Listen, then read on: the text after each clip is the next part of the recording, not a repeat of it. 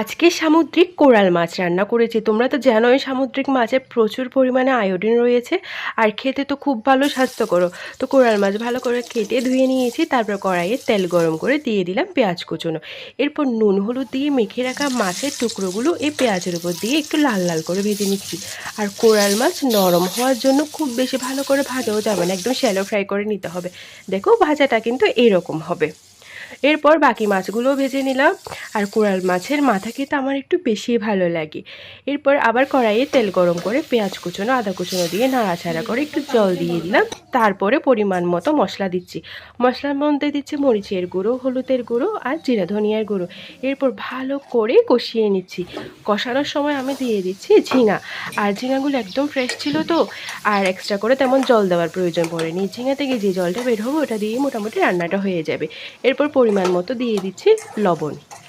লবণ দেওয়ার পরে ঝিঙা থেকে একদম জল বের হওয়া শুরু করে দিয়েছে। তারপর দেখো এই রান্নার স্বাদটা বাড়ানোর জন্য আমি দিয়ে দিলাম একটু নারকেল বাটা। নারকেল বাটা দেওয়ার পর দিলাম সজনে ডাঁটা। এরপর ভেজে রাখা মাছগুলো দিয়ে দিচ্ছি। যেহেতু মাছ আগে থেকে একটু ভেজে রাখা আর সবগুলি সেদ্ধ হয়ে গিয়েছে, তাই রান্না করতে খুব বেশি সময় লাগেনি। মাছ তো একদম দারুণ হয়েছিল খেতে।